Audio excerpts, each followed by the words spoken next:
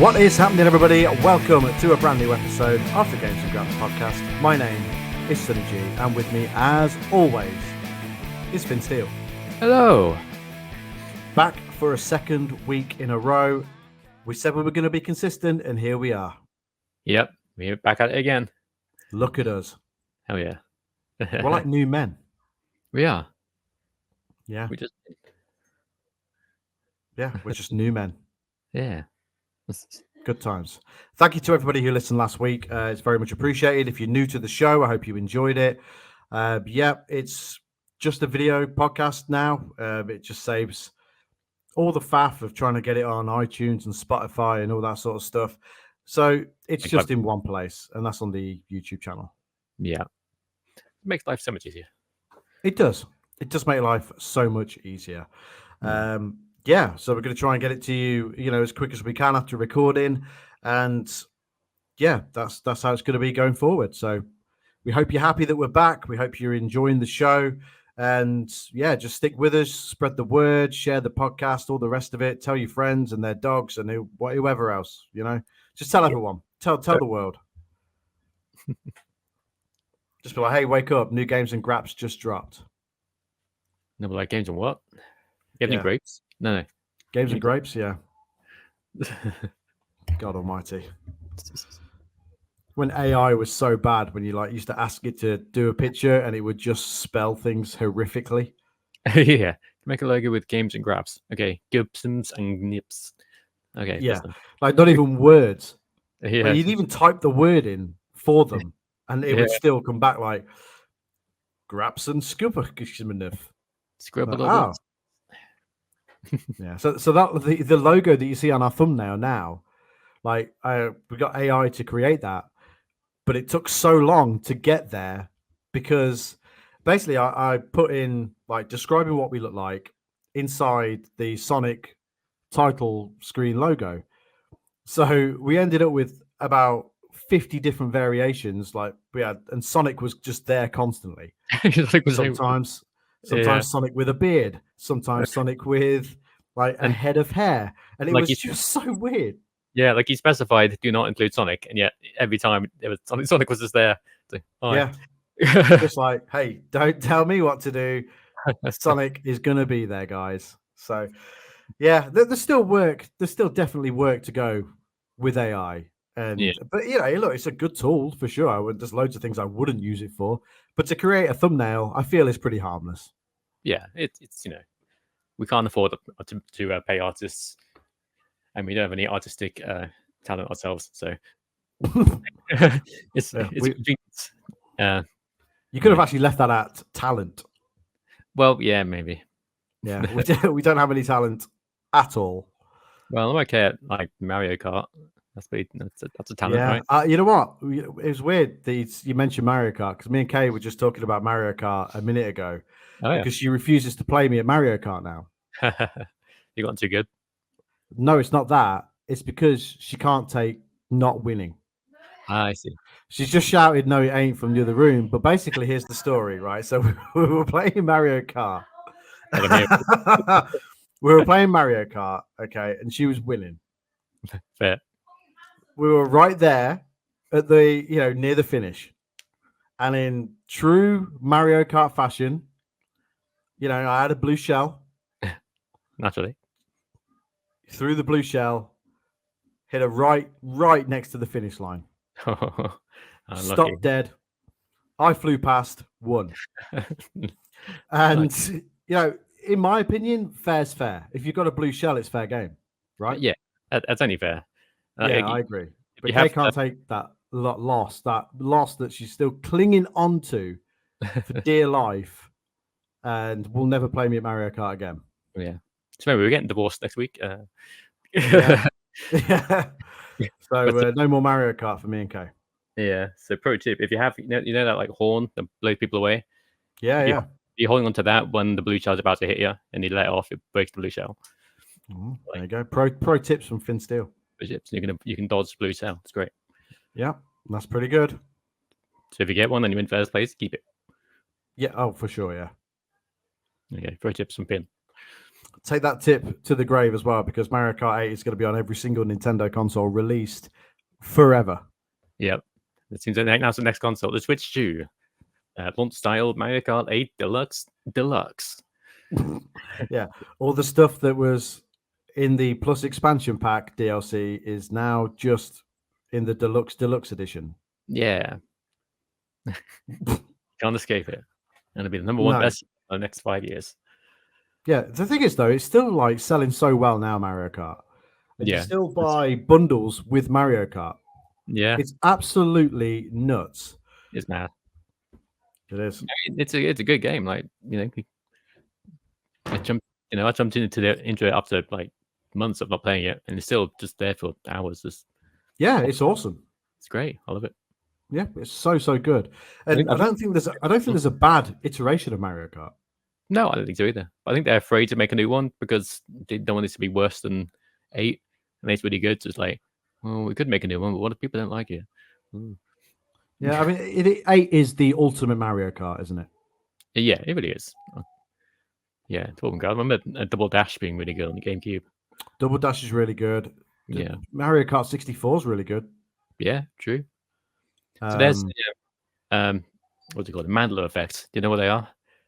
Mandela effect? Mandela effect, yeah. Yeah. So there's one with Mario Kart, on Rainbow Road. Yeah. Do you remember whether or not that had barriers on the side of the track? Or was it just on Rainbow Road? Yeah. What, on the SNES version? No, on the N64 version. You know what? Now that you've said it, I don't know. Yeah, so it's a thing where people are convinced that it never had barriers on the side, but when you play it now, it has barriers all the way around. And people are like, the whole course. Yeah. People remember, no, I remember falling off it all. And when I thought back, I never had it, but I played it at a friend's house. Like if you had asked me, I would have said that I didn't as well. But yeah, because on the newer version, it doesn't, does it? Yeah, and none of the other ones I don't think have it. So yeah, it's just a thing of like, oh, maybe the past changed to be the blah blah. But no, Mandela effects are crazy, man. It is, yeah. It's just it's weird, isn't it? But it's just everyone misremembering the same thing. It's it is really weird. Yeah, I love reading different ones. Me too. Like I don't believe in any of that stuff, but it's fun to read about. Like it's fun. Yeah, definitely. Yeah. Yeah, for sure. Right. Let's get into it. What have you played? What have you? Oh yeah, your cup's awesome. Actually, I like that. Is it new? I've had it for a while now. It's like got Astrobot and PlayStation. Yeah. Oh, that is really cool. I've just pointed, like you can see me pointing. Yeah, it's cool. Yeah, that's really cool. Yeah. Speaking of Astrobot, I had the new update come out today. Oh, is it today? Is it? Yeah, got the newest speedrun track. Okay, how is it? A couple of weeks. I haven't played it yet. Gonna play it. Play it tomorrow. Still gonna beat my friends' times and become number one. Going to be one per week? I'm not sure if it's every week or every 2 weeks. It's going to be every now and then. I get a new update. Okay. Any new trophies or anything, or just? Not that I know of. I don't think so, but I could be wrong. Let me just double check. Good. It means that I'm not going to bust my ass trying to keep that 100% there. Yeah. Let's have a look. See if they've added anything. Oh my god, they have. They've added new trophies? They have indeed. Oh, man. Rescued all bots in Stellar Speedway. Rescued the bot in Building Speed. Rescued the bot, blah, blah, blah. So basically rescuing everyone in each new track, I imagine. Oh. Yeah. Didn't see that. Didn't have to speedrun or anything. Just had to finish the level. Okay. Yeah. I mean, it's great, so I'll jump back in, but God damn it, with the trophies just sucking me back in. It's a great game, though. Oh, it's a superb game. One of the PS5's best. One of PlayStation's very best ever. Yeah, quite possibly. I love a game. Yeah, it's just a wonderful game. Wonderful game. Speaking of games, what games have you been playing since we spoke last? Well, indeed. But I went back on Silent Hill 2 the other night. Still not super far in. Just gotten to the apartment building. Oh yeah, that's where I am currently. Nice. And yeah, it's so good. It's like Konami looked at the Resident Evil 2 remakes and went to Bloober Team and went, make that. But and that's what I've done. And it's great. The atmosphere is like 10 out of 10. Soundtrack, voice acting is really good. It's like one of the complaints with the HD collection, because they changed the voice acting and they kind of some of the eeriness with the voices. It just sounded like actors acting. But with this, it's like it actually has the same sort of the same atmosphere to it. Like the characters all I know what you mean. Like the way that they speak, it like they sound like solemn and downtrodden. The characters do, and it's a miserable experience, but it's meant to be that way, and that misery adds to the game, and it's just so good. Like they're supposed to sound like that because they're in a weird dark place, and they're just normal people. They're not action heroes. They're not this or that. Just regular people in this weird situation. And they're not cracking jokes. They're miserable. They're not Leon Kennedy. No, they're not stand-up comedian Leon Kennedy, who's about to release like a Netflix special or something. So he's just testing all his jokes out in Resident Evil 4. But it's so good. Like graphics are great. The atmosphere is awesome. Thank God for the map, because the map is awesome, and I love the way the map updates. It's great. Yeah, very cool. But I love it. I look forward to playing more of that tonight. Yeah, it's not overly long either, is it? To be fair, from what I read, like it's about 10 hours. Yeah, you probably get through it in that. I'm not really sure. If you know what you're doing, you get it through in a couple of hours. But yeah, I'm not going to get through it in 10 hours. It's going to be longer for sure. But because the apartment building is an absolute maze. But pretty much, yeah, pretty much. But it's in a good way, Yeah, it's great. I mean, but the thing is, I'm searching every corner of the place, because it makes you want to. Like the game's so well designed, it makes you want to just search everywhere, just in case you miss something, because there's always like just weird things going on everywhere, and like weird messages and stuff like that. It's just such a great, really well designed game. Yeah, it's brilliant. What else? I platinumed WWE 2K24. So yeah, you did. Oh yeah. I saw it on the new Welcome Hub. Have you got the new Welcome Hub now? I have, actually. Yeah, it's pretty cool. I like it. It is cool. I saw it earlier on that you'd platinum WWE 2K24. I was like, oh, that's a good one. Yeah, it's a good solid. That's a 0.1%, which that is ridiculous as well, by the way. It is ridiculous. Yeah, I think it's because the people who play it's got sort of sports games don't typically go for trophies. It's there to play there. Yeah, that is fair. Yeah. Especially on PlayStation. Millions of people buy that game. Yeah, millions and millions. Nice. But yeah, that was really fun. I did GM mode, save that till last, which I really enjoyed, actually. I've improved it a lot from last year. And yeah, I think I missed it last time, didn't I? I was Mick Foley playing through his ECW. Yeah, in ECW, yeah. Yeah. But no, it's really good. The only complaint I have is when you get to about like halfway through, it becomes way too easy. Because you win by getting the most, like the first person to 10 Hall of Fame trophies, for example. Okay.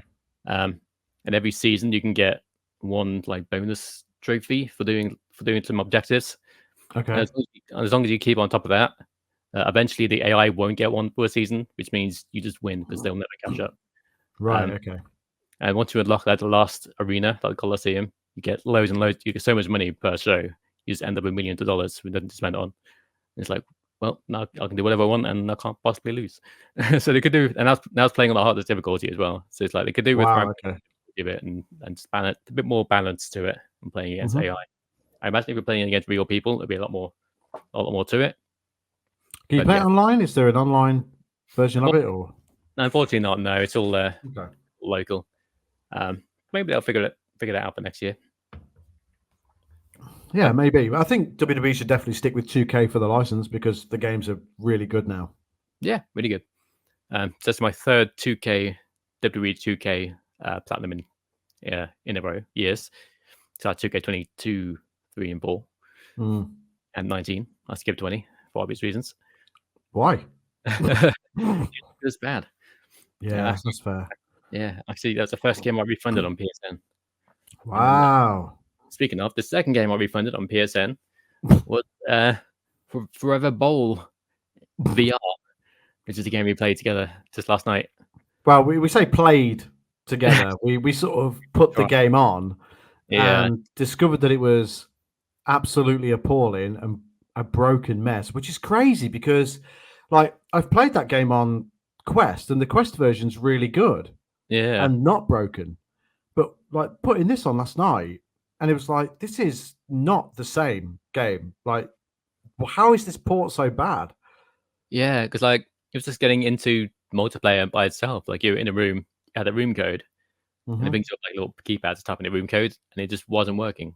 Like I Yeah, tried to you couldn't put the trigger. numbers in. Yeah, like I'd mash the button, and occasionally the number will come up, but they kind of like two numbers. Like I mash 3, and there'll be nothing, and suddenly 3, 2, 2, 3. Like okay, and I need to backspace. Backspace isn't working, and it didn't work. And eventually we got into a room together, and the game itself was just extremely basic and just not fun. It was like Yeah, very strange. Just a really strange game. And then, and speaking of refunding, I did the same with Forever Pool yeah, VR, which made by the same people, obviously. And mhm. again, just not great. You had the NPCs like doing T stances, like Yeah, so, just like that. Obviously, yeah, there's crazy. a cut off from their arms, and there's just hands floating like this, Yeah, and it was so weird. And then the actual pool itself was not good. So I'm not sure what has gone on with those ports, but they're not good. yeah. Avoid There's them. no way this was QA tested in any way. It's like they Mm-mm. just ported it over and thought that'll do. Upload it. Yeah, People buy it, and yeah, it's just bad. yeah, very bad.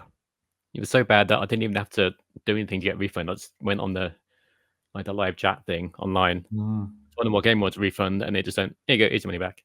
I was like, "Oh, okay, that was easy." It's- yeah, so that sucks. Um, Good times.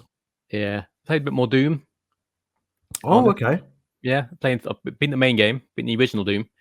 So I'm nice. playing like one of the expansions they added later, like years later. They did like an anniversary expansion called Sigil, I think. Okay, So yeah, how is it? it's really good. It's a lot more detailed than the original Doom. Obviously, it's a lot newer. But yeah, it's very cool, very difficult, but I like it. Thankfully, this new board has quick saves. So you can save whenever you want. So if you die, just load it back and carry on. That's good. That is Uh, good. yeah, thank goodness. Otherwise, I'd quit. Mhm. Yeah, uh, but yeah, that's great. I mean, I'm trying playing through Soul games. You know me, bit retro fan. love a hard game. Oh yeah, old hard games. Yeah. Old hard. Wait. Hmm. Hmm. But yeah, that's probably about it really. WWE Daniel 2. Yeah, I just spent a lot of time playing GMO to be honest. Like I turned the PS5 on, played GMO for a couple hours, and yeah. That's comfort food game in there. Yeah, exactly. How about yourself? What Yeah. you been Like you, I've been playing Silent Hill. Nice. Yeah, everything we said about it before, it's really good. Looking forward to carrying on with that. I started Gris, I think it's called. I think that's how it's pronounced. GRIS, Gris. Honestly, it's one of the most beautiful games I've ever played. Nice. And I play it, and it's like, I don't know, it just gets you emotionally. If that is that like a weird thing to say, because like the animation is so good and the music is so good, and the way that you're bringing color into a colorless world is just it's I don't know, it's just a wonderful game, and you should definitely play it. I bought it; it cost like £2.50, but I think it's going to, if it isn't already on PlayStation Plus, I think it is now. It's on Game Pass as well at the minute.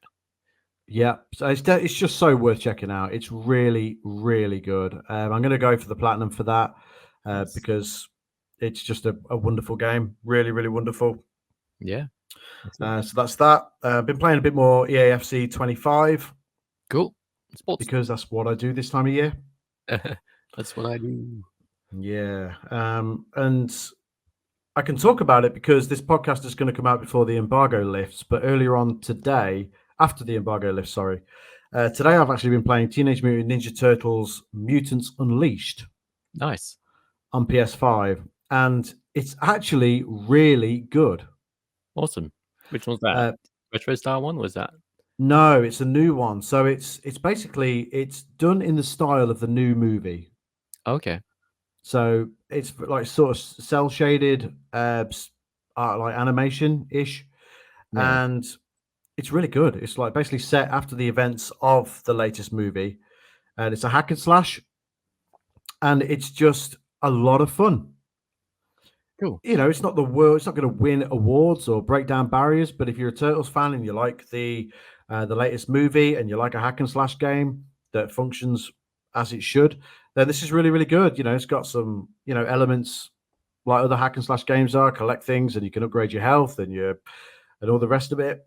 But yeah, it's really good fun and I like it a lot. Like I said, it isn't going to be pulling up trees or anything like that or setting the bar for hack and slash games going forward, but it's good fun and it's Turtles and it's I mean I love that latest movie. So this and the animation for this, it was just really right up my street. I like it a lot. Awesome.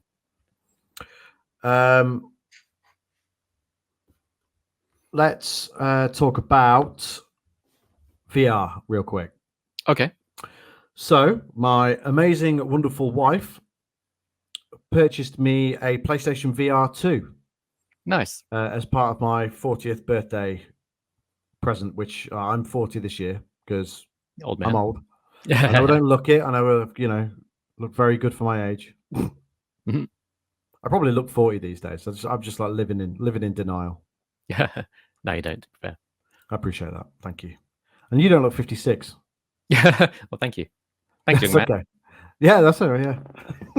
We're just two young men doing a podcast. That's what we are. Yes. That's two young-looking young men doing a podcast. Yeah. Yeah. I'm 36. Young-looking young men. Just in case people was thinking I was actually 50 something. If anybody thinks that you're 50 something, that is crazy. You never know these days. You never know. No, that's true. Yeah, I mean, people do look young. You might have had work done, maybe. Exactly. I'm going to be using a filter right now, Instagram filter.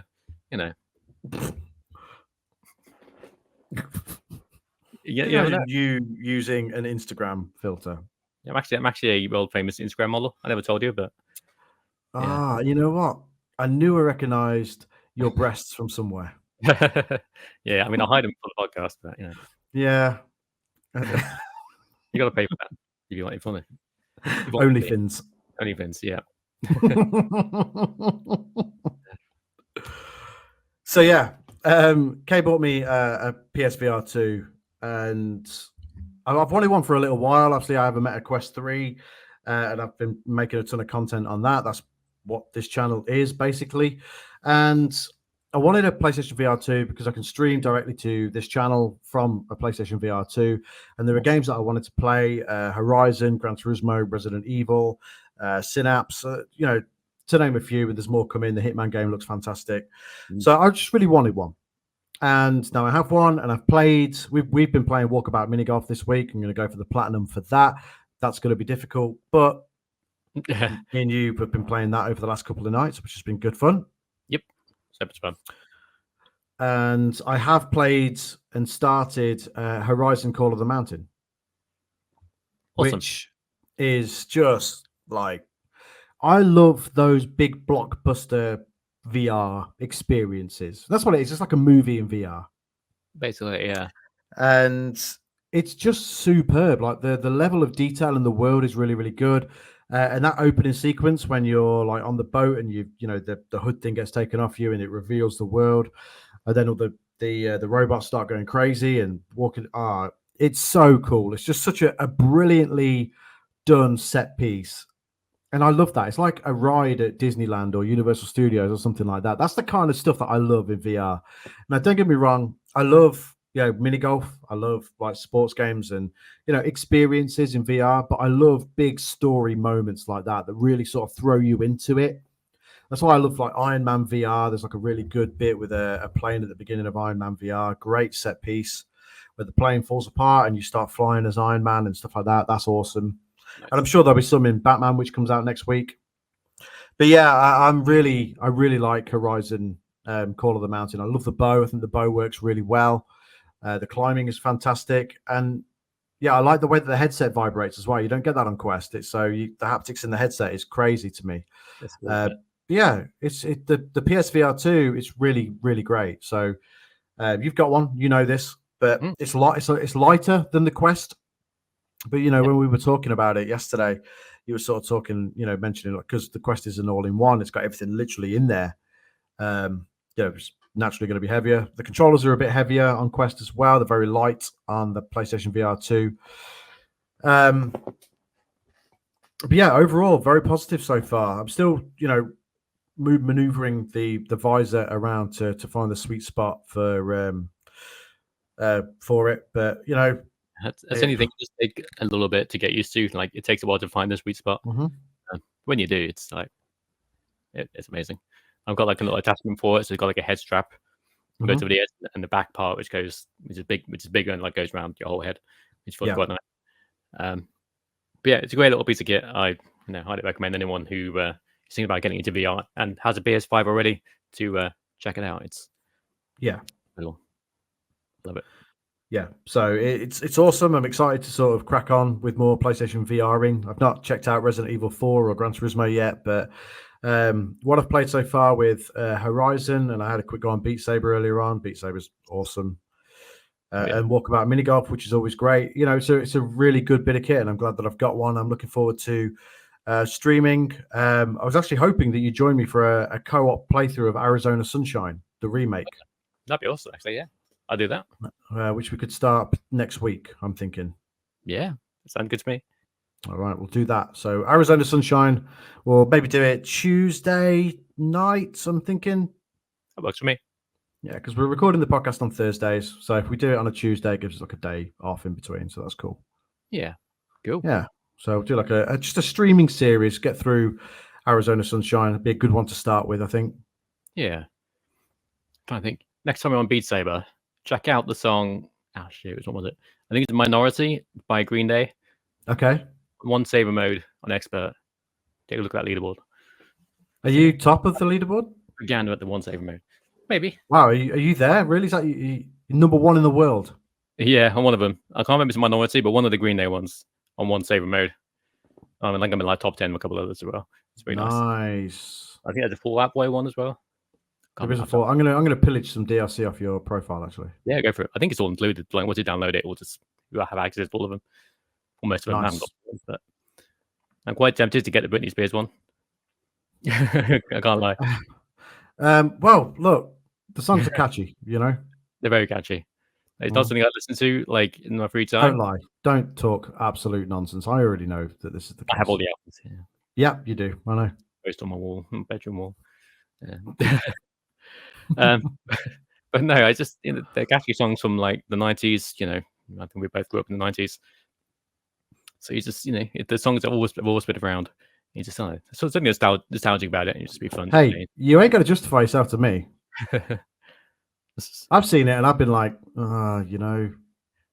it's tempting. Just because I run a Britney Spears fan club online doesn't mean it makes sense now. But no, I just love Beat Saber. I'll play anything Beat Saber.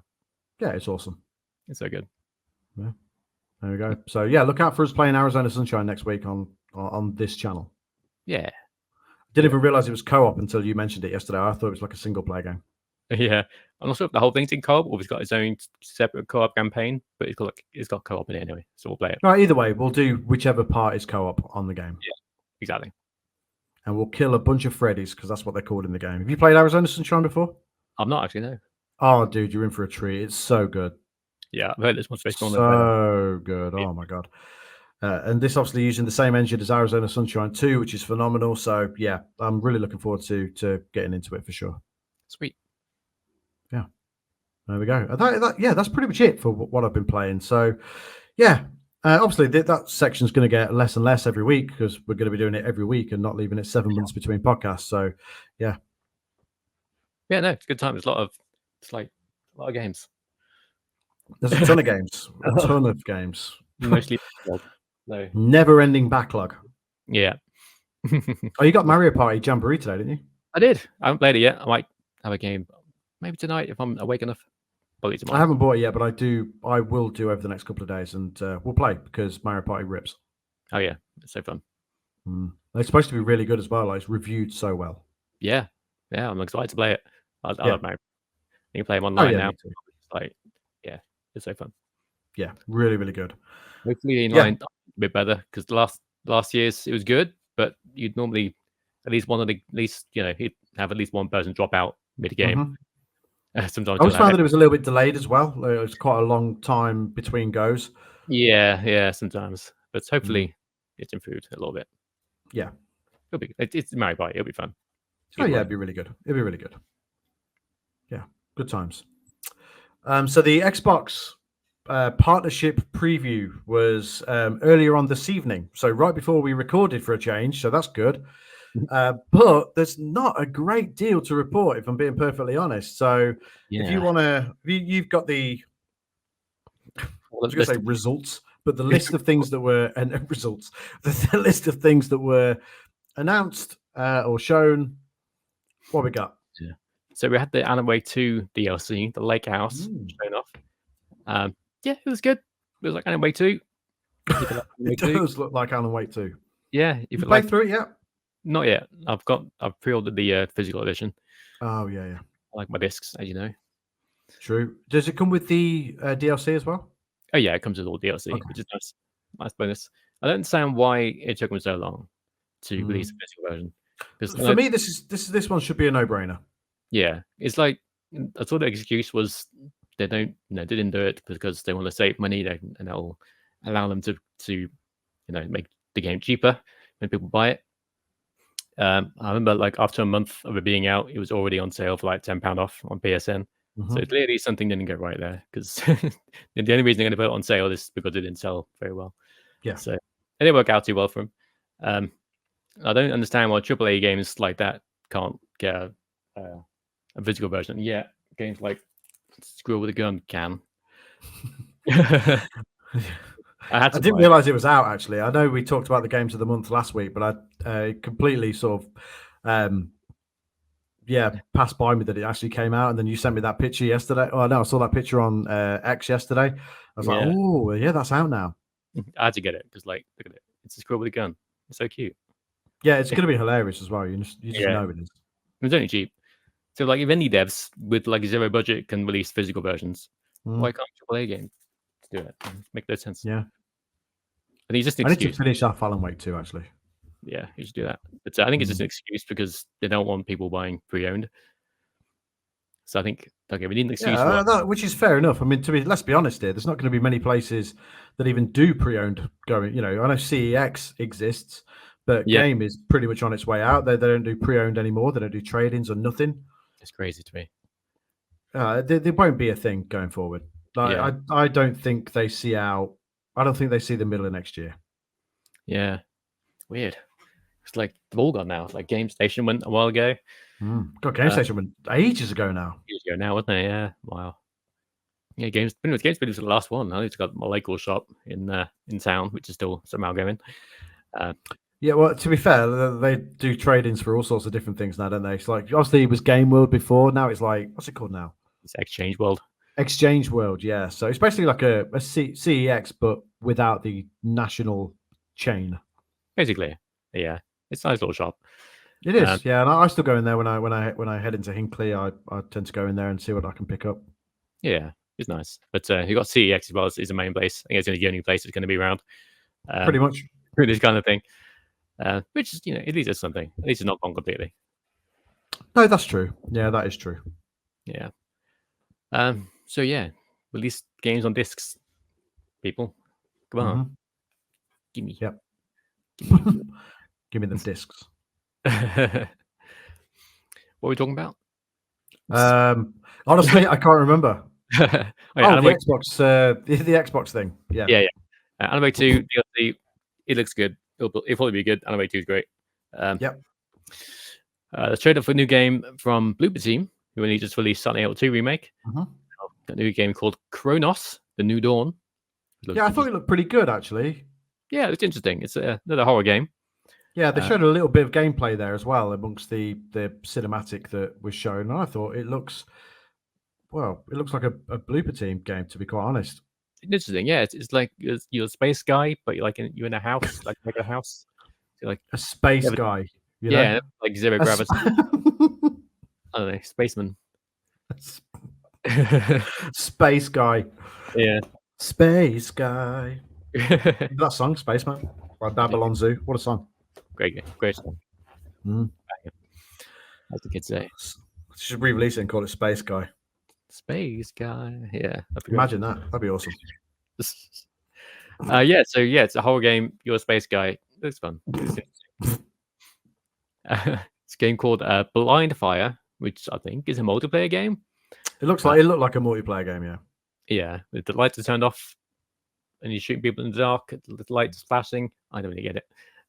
No, I didn't really understand it either. It's like neon stuff Yeah. going on, and I was like, okay, why?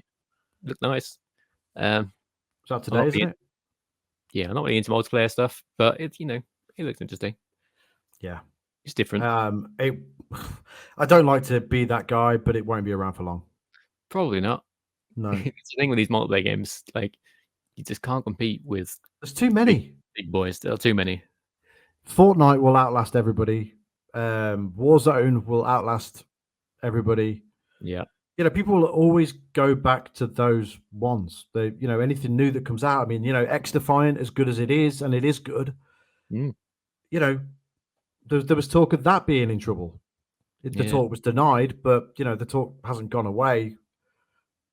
I mean, I played X Defiant for a little while. Thought, yeah, this is really good. I like the Ubisoft maps and stuff like that. I thought it was really cool. But the market's oversaturated. The people are trying to bring multiplayer games out all the time, and it's like, read the room here. Read the room. To look at Concord, millions of dollars put into that, and 400 million if talk is to be believed. Yeah, and day one it had 600 concurrent players on Steam. Yeah, apparently the servers have been getting updates on Steam, and the rumor is that they are going to bring it back as free to play, which it should have been in the first place. Right. Whether it succeeds or not this time around, who knows? But the thing with Concord, right, and it's going to be one of those stories for me that's going to be really interesting forever. Like how did it go so wrong, and what was the thought process behind the release of it, like the release of it being a paid title? So the logic behind the release of Concord is just baffling to me. Like, somebody's obviously thought this is going to do really well. Like, they had that ridiculous talk that Colin Moriarty was talking about, like, that it could be the next Star Wars, or it could be a Star Wars-esque franchise. And I know there's like a series coming out on Amazon Prime later this year based on video games and stories, like, separate to their actual games. And there's a Concord part in that, which is going to look very out of place now. So unless they do bring it out as free to play in time, but they had all this stuff planned, and then just for it to literally be dead in a week. Yeah. Well, dead on arrival, really. But then, for it to be completely dead and gone in a week is just absolutely mind-blowing to me. And it's definitely one of the worst decisions ever made at PlayStation. Yeah, it's very strange. It's just people could see it for what it was as soon as it got announced, pretty much. Like, it's not a game made by people. I have to explain it. It didn't have a soul to it. Like, people, it wasn't like a passion project. Someone always wanted to make this kind of game. It was made by people in a boardroom with checkboxes. Like, gotta have this. People like this. Gotta have all these things. And they just gave this list to some game developers, and like, all right, make this. And then they begrudgingly made it. Yeah, and it's such an odd one because I played the beta for it, and I liked the story stuff. I thought that's cool. It was well designed. It was a good looking game for sure. But you just knew, and everybody knew, and that's what's crazy to me, is everybody could see it coming, that this should have been a free to play game. Look, I know games cost money and they want to recoup money, but all you have to do is look at the Fortnite model. Yeah. Look at what works. Look at how they make their money. Yes, they've got the licenses behind them, but they didn't have them straight away. You've got to make a game that hooks people and give people reason to spend money on your game. Yeah. But instead of that, they wanted to bring out a full price game that was going to have all this story content, and it was just never, ever going to work, and it hasn't worked. And it will be interesting to see if it does come back as free to play. I anticipate that it probably will, probably before the year is out. Yeah, you got to do something with it. You can't let it go into 2025 with nothing. I don't think. I think if you're going to release it, you have to release it this year. I'd be like, yeah, okay, hands held up. We messed up. This is what we should have done in the first place. Here it is. Please go and enjoy it. This is we're going to have not a season pass straight away because you just can't bombard people with that straight away. No. Let it bed in, and then be like, right, here's some cosmetics. Here's this. Here's that. Here's a season pass if you want it. If the game is good, people will play it. Yeah. But give people a reason to play it. And it's the same with all these multiplayer games. There's just too many. The market is oversaturated and nothing stands out. Like, yeah, okay, this new one with the lights out and stuff. Yeah, okay, that's a novel idea. Yeah. But people aren't going to play it. It's going to be dead so quickly. Yeah. If it's like a low budget thing, you might be right. Like Foam Stars is, not great, but it has its own little fan base. People play it. It's only a small game. It's only a small budget, so it doesn't need to have like thousands of people playing it. It just has its own, as it has its own little core fan base. It's all right. When you spend hundreds of millions of dollars on a game, you need to know for sure that millions of people are going to be playing it. Yeah. And in this day and age, you just cannot forecast that. Yeah, exactly. You just can't. It's impossible. Like to know, like for them to spend that ridiculous amount of money. Like, there are games that are way better, way, way, way better on PlayStation that cost a fraction of the price that Concord made. And it's just like the decision making there is absolutely mind blowing. More money than sense. Yeah, it's just little things with Concord as well. Like cosmetics just ugly in some ways. Like the color schemes, like here's a pink version of the character, but it just doesn't look nice. It's like, why I would never use this. Why is this a reward? Yeah. And it's just little things like that. It just didn't make a lot of sense, and people was like, it's a lot of things that turn people off. Like, oh, I don't want this. It's rubbish. I'm gonna go back to playing Overwatch or something. Yeah. Exactly. Yeah, you've got these. Again, Concord. It was it was a hero shooter, wasn't it? Like Overwatch. Yeah, exactly. And if Overwatch has already got that extremely loyal fan base that still play it, and so why are they going to come away from it to try this new one out that may or may not be good? Yeah. Who knows? Same goes for the likes of X Defiant. Are people going to stop playing Call of Duty to play this Call of Duty? It's a Call of Duty clone, effectively. It plays a lot like it. It's just got Ubisoft maps.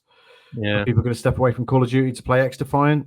Yeah, it's free, which is the correct way to go about it. But no, probably not. Yeah, they might try it for a little while, but then they'll get bored and go back to Call of Duty. Yeah, I played it for a little while. Thought, yeah, this is good. Then thought, oh, but I prefer Call of Duty, and then just play Call of Duty again. Exactly. Yeah. So yeah, you gotta figure this stuff out. Mm-hmm. A lot of getting sidetracked on this podcast this week. That's what we're all about here. Yeah, exactly. So basically, don't spend the money unless you know you can make it back. Basically, pretty much. Yeah, basically, yeah. That's a smart business model. Yeah, unless you know for a fact that people will actually want to play a game, don't make it. Yeah. Yeah, right. The next game they showed off, which is a game we already knew about, was Like a Dragon, Private Yakuza in Hawaii. Right. Firstly, the name, right? Yeah, it's great. 10 out of 10. Also, this game is mental, right? It looks insane. I messaged you before we started recording tonight, and I was like, it's like they don't care anymore, and they're just like, let's just put everything into this game. Let's make it as ridiculous and insane as humanly possible. Yeah, this is like the opposite of Concord. Like, there's no jackboxes to make people happy. It's like, I want to make this cool pirate game. So they did.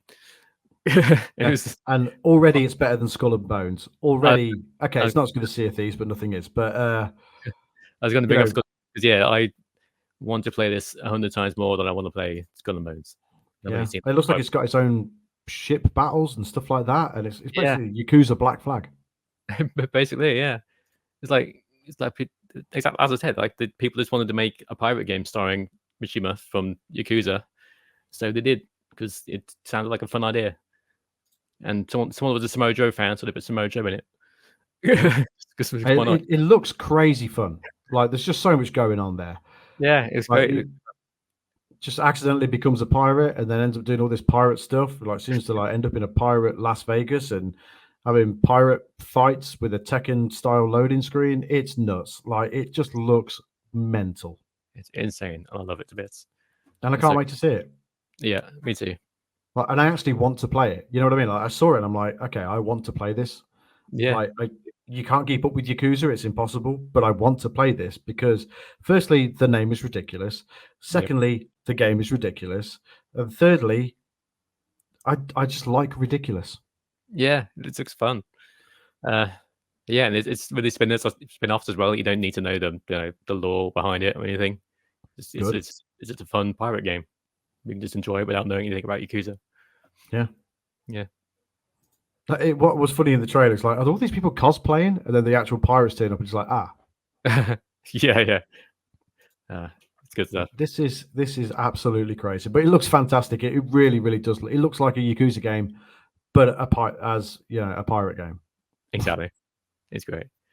The next game they showed off, which actually also looks pretty interesting, is Mouse PI for Hire, which is done in white, and it's done in the style of old-fashioned Disney cartoons, a bit like Cuphead, but it's a first-person shooter, like Doom, basically.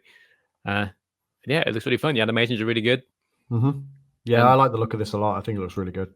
Yeah, it really looks like a fun shooter with a unique art style, and that's what it needs to be. It needs to be unique, and this has it. Yeah, we're living in a world of not very unique at the minute. You know, the remaster talk last week, there's a ton of them. But yeah, and it does look very unique. And it's definitely one I probably won't check out straight away, but it's one that I would definitely look to pick up in a sale down the line for sure. Yeah, cool. And we had too busy playing remasters for that. Yeah, same. And then we had Sega 2. I don't know. I never played the first one, but it has high reviews. Some people like it. I don't know anything about it. Underwater game. Yep. Next game had a weird trailer. It's like a 2D. It's called Animal Well. It's like a 2D Metroidvania kind of thing. Yeah, I saw it and instantly thought you would like that game. Yeah, it looked really cool. But the voiceover was like this comedy guy trying to be funny and failing miserably. Yeah, it felt out of place, didn't it? Yeah, and it's like a dark and moody game. I don't understand why the voiceover was there. I don't know. Felt off.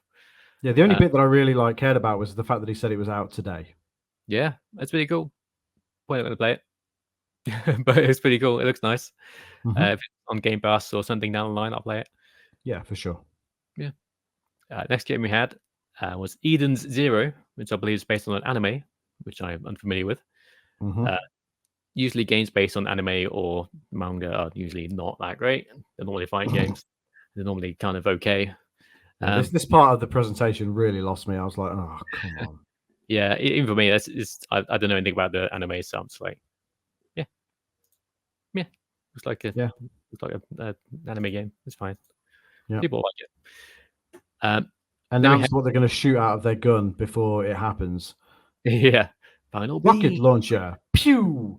It's like, okay, well, I already know what's coming now, so I'm just going to counter your rocket launcher. Or, your rocket launcher with the fancy name. Eternal Cannon. Yeah, pretty much. Then we had a game called Eternal Strands, which I've already forgotten about. So that's good. It's left such an impression, I don't remember it. Yeah. Then we had Mystical Hunter, which I think was that the Souls-like.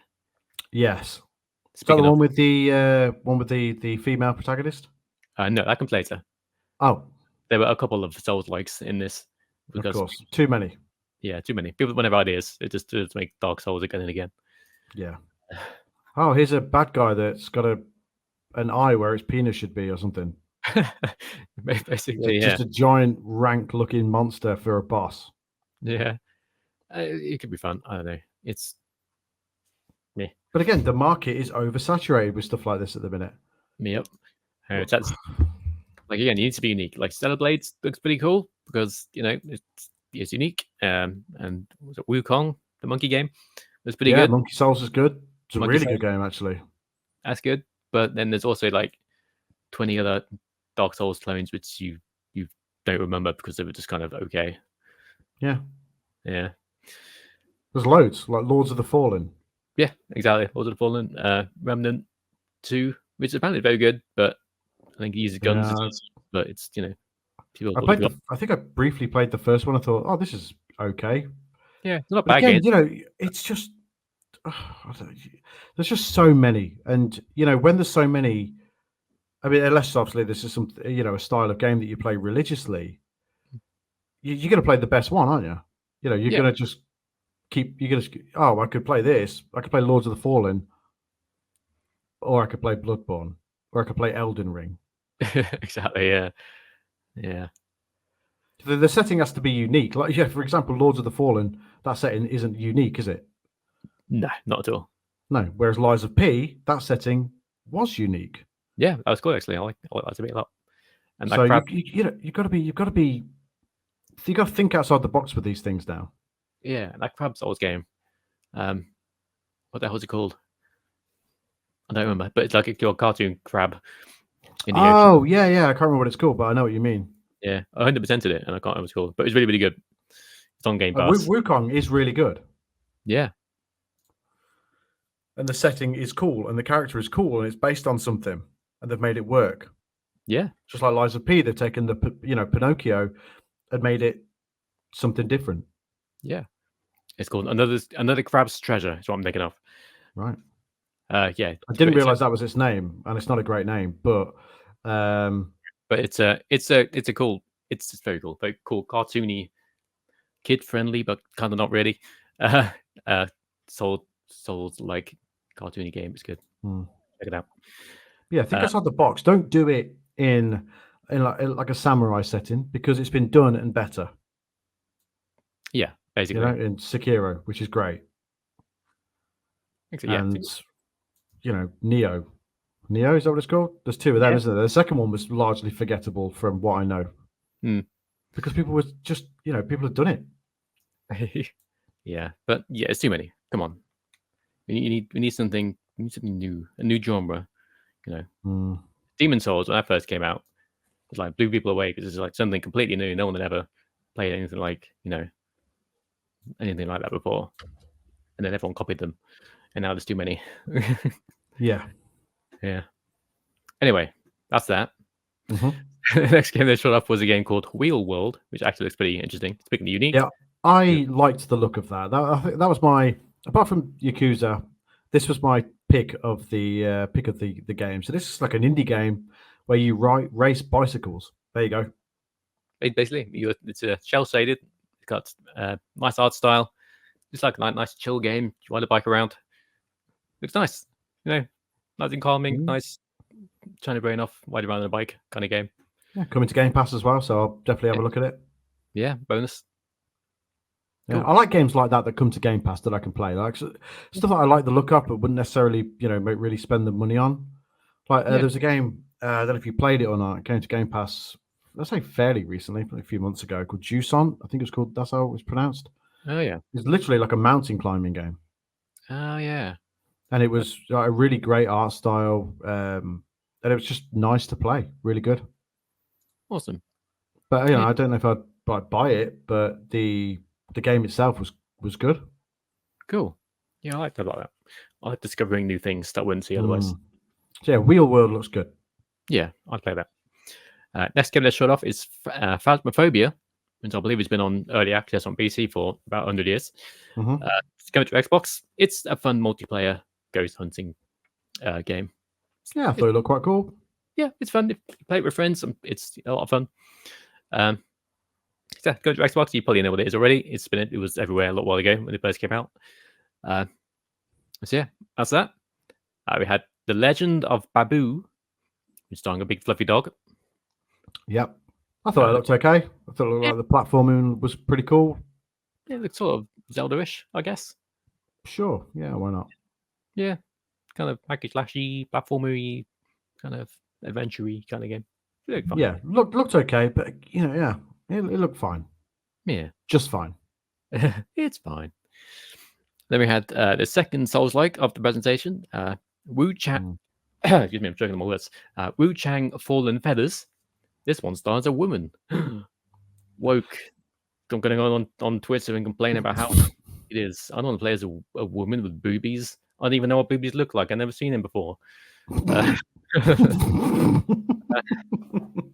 Yeah, no, I think it looks really good actually. For a copy paste Souls-like, it looks pretty. It's fairly unique. It's not that unique. It does look like if you're looking at it, just like if you saw a picture of it, you think, oh, that's Dark Souls. Yeah. But looking at the trailer, the trailer looks really interesting. I thought it looked okay. I didn't. Again, I just looked at it and was like, oh, it's another Souls-like. Okay. Basically, yeah. No, I thought it looked cool. Like the main character looked cool. Yeah, it's great. I'm sure it's fine. It's not. Again, I think it's going to be like it's not going to be Elden Ring. It's not going to blow people away. But No, it's going to be fine. I'm sure. Because I didn't see because the font was weird. Like at the end of the trailer where they revealed the name, I read it as Alan Feathers. Alan Feathers. Yeah, I didn't see the F at first. I was like, oh, Alan Feathers. That's cool. That's the main character's name, Alan Feathers. It's about a man named Alan Feathers. A woman called Alan. Yeah. A woman called Alan Feathers. Yeah. That'll get Twitter. That'll get Twitter going. The whole presentation will get Twitter going because it was just it was a little bit sort of underwhelming. Yeah. Speaking of underwhelming, the last game they showed off, it's a game by Remedy, but it was a multiplayer game, FBC Firebreak. It looks like it was set in like the Control, like Alan Wake universe. Yeah. It is one of those games, you know. Another multiplayer. Just another multiplayer game, yeah. Game, I guess. Remedy is very good. I'm sure it's fine. I just don't want to play a multiplayer game like this. But who asked for this? No one. Someone sat there in Remedy and gone, "This will be good. People will love this." People would prefer this over Max Payne 4. Yeah, it's to make Max Payne 4. People like Max Payne. You got remaster supposedly in the works somewhere. I've never heard from it in bloody ages. But apparently, it's in the works. Yeah, apparently it is. It was at 1 and 2 because I don't think 3 really needs it. They could probably. No, I think it's. I can't remember. I can't remember if it's just 1 or 1 and 2. I'm not sure. 1 and 2 probably need it. 3 probably doesn't, but it could just maybe do with just a fresh lick of paint and just stick it on. To be fair, you can play it backwards compatible on Xbox now. I actually have it. I have a physical copy of 3. It's awesome. Nice. Yeah, just I don't know. No one wants this. Yeah. people play it for a little while and then get bored and then people forget about it. Like all these other multiplayer games that keep coming out. Yeah, exactly. So we're not trying to shit on your multiplayer game, by the way, right? We're not. But there has to be some sort of logic used going forward with these things. Because people are spending money on these games and then they're shutting them down quicker than they can advertise them. Yeah. So there's no way these kind of games can be making a profit unless maybe we could be wrong. Maybe this could be blow people away. It could be this awesome new experience multiplayer. I'd love to be wrong. I love these, people to succeed and it's awesome. I would rather be wrong, I would rather be wrong. I want to make a bunch of money. Be awesome. Game. I want to play it and enjoy it for years. It's not going to happen, though, is it? But me and you and everybody listening to this podcast and everybody who saw that trailer can see what's coming. Yeah. But hey, you got to please the board meeting people on the top, Oh, but we've got a roadmap. Good for your roadmap. Yeah. Yeah, the people in the office say we should make a game like this because it makes all the money, even though it doesn't. But people just don't look at things logically. They don't see that this is actually going to cost a bit of money to make, and it's not going to make that money back. Yeah, I think this is going to Game Pass. So this says to me that it's going to be a charged game on PlayStation, probably. But it's like all the big companies do. They look at what games make the most money. Fortnite, games like that, all these multiplayer games, and think, okay, we're going to make a multiplayer game like that. Not realizing that they're not. It's like the whole live service debacle that's happened recently. Yeah, exactly. Just All people the involved. games that have just gone wrong. Yeah, it's people top brass, people at the top of the company not understanding video games and wanting to make multiplayer games because that's what's Yeah. Hey, we need a live service game, but people are still playing Destiny. You know, people are still playing Destiny 2, and Yeah. they don't. Those Destiny players aren't coming away from Destiny 2. They're going to play Destiny 2 forever. Pretty much. Yeah. It's like, you know, Halo Infinite. They wanted to make that a live service, didn't work. Suicide Squad, actually not a terrible game in terms of gameplay, but you know they tried to make it live service. That's not what people wanted. If they'd have made an Arkhamverse style story game with those same characters in that same world, because it looks great and it plays great, but people don't want that live service stuff tacked on. Yeah. The Avengers, like, great campaign, a really good 6-7 hour story, action packed, good set pieces, really good Avengers story, but the live service stuff unnecessary, you know. But again, it's the people making these decisions that need a slap. Yeah. Need to be shown this podcast. Like, oh, these guys actually know what they're talking about. Let's not make a fucking live service game or a multiplayer game. We'll do something better. Yeah. Yeah. And that's kind of it for the Xbox showcase. It was underwhelming, so incredibly underwhelming. But like all these things, overhyped, underdelivered. Yeah. People always get their hopes up so high. Like, oh, we've got something to get Hollow Knight Silksong, which was announced 17 years ago.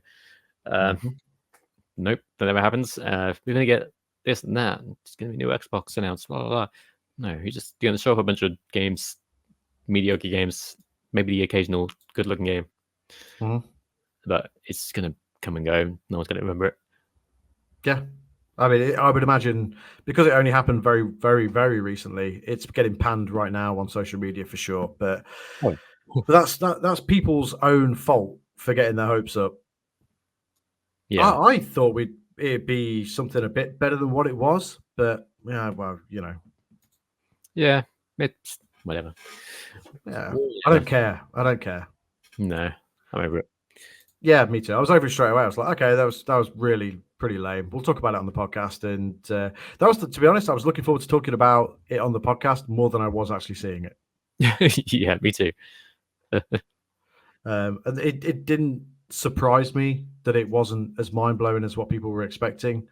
Yeah, but you know, I've learned to sort of go into these things with lower expectations than other people. Yeah, me too. Before we move on to wrestling, I want to. So last week, obviously, we talked about release dates. When we were going through the VR stuff, I was sort of saying that there was a very congested schedule around sort of next week when Batman comes out. Today, Dig VR have literally come out and said, because Batman is coming out, we're delaying our game. All right, okay. So not because it needs work, because it doesn't. I have it. It's coming out on the 14th of November to avoid Batman. Fair play. Makes perfect sense. Yep, it does, because that's the biggest game that people are going to, you know, who have a VR headset are very likely to gravitate towards Batman. Yeah. Than play Dig VR. Dig VR is great. You know, the build I played before, I've not played the build that I currently have. But I'm sure it's still good. You know, it's going to be a great game, but Batman is going to be taking everyone's attention. Even, you know, the people that make and they're going to release Dig VR, they're going to be playing Batman. I'm going to be playing Batman. Yeah. Everyone's going to be playing Batman. I'm not going to be playing Dig. I'll play Dig the week after or whatever. So that's actually smart decision making from people. You know, that game is good to go. It's ready to be released. But they've made that decision based on them actually being aware of what's going on around them. And for that, I absolutely applaud Wired Productions because, yeah, it's just smart. Yeah, makes perfect sense. But what they have done is they've to apologize because, you know, there are people that were looking forward to Dig. You know, they've actually said, oh, because we're delaying it, you can have an extra 25% off when you pre-order it. Nice.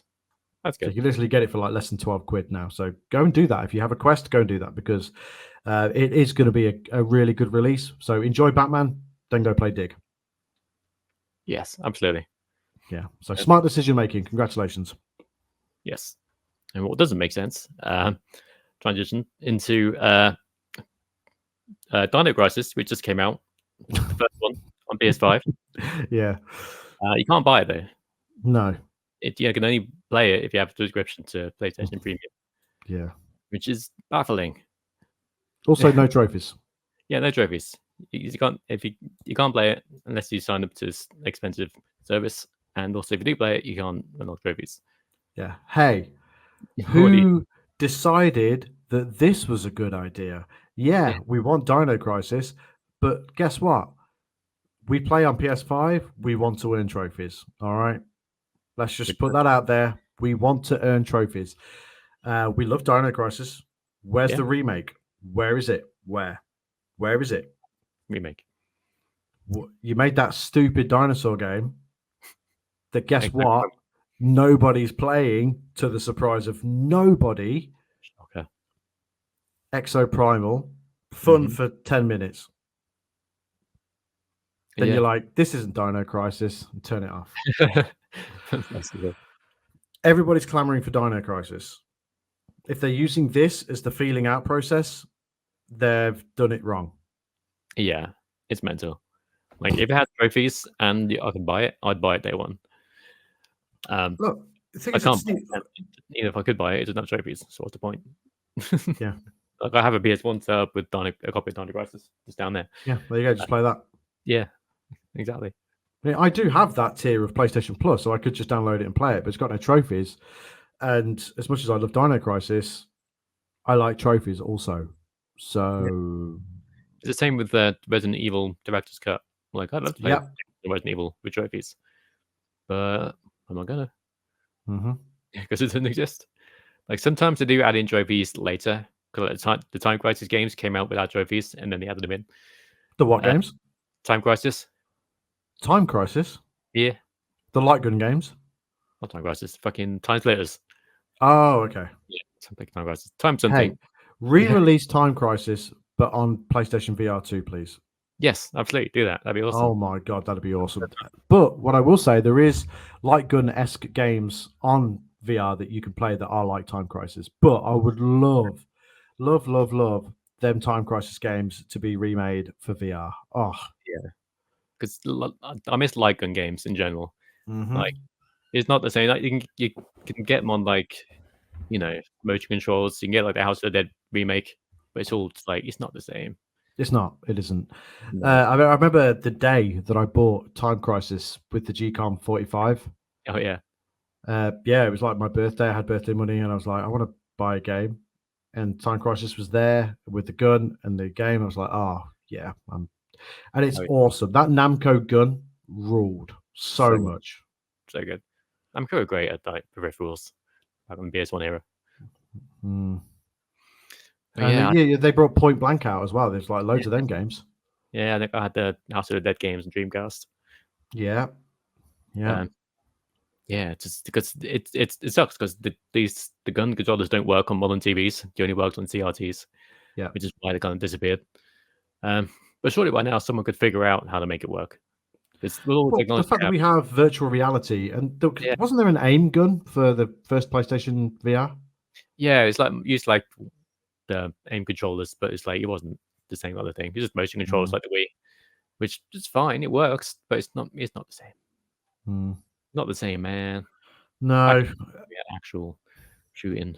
But for now, Namco, if you're listening, you're not. But let's have Time Crisis 1, 2, 3, 4, 5, 6, 7, 8, 9, and 10. There's probably that many at this point. On VR, please. That'd be brilliant. Surely you can figure it out. It can't be hard. No. But yeah, video games, baby. Yeah, good times. Should we talk about the wrestling? Let's talk about wrestling for a little bit, yeah. Cool. Let's start with the double E. I love double E. Double E. Kozlov. So the Bloodline saga continues. Jimmy Uso is back. Yep. Which is great. They had a little segment on SmackDown saying, "We need help," and everyone in the crowd going, "Yeet." obviously referring to Jey Uso, who's current Intercontinental Champion on Raw. See, we were only saying this last week. Like, how are they going to factor that in? And then literally on SmackDown, they were like, "Oh, we need help." Yeah, and that's how they were going to do it. So now they're obviously yeah. And then Jimmy turned up on Raw this week, and Jay was nothing to do with him, which makes sense for now. They will turn on him for now.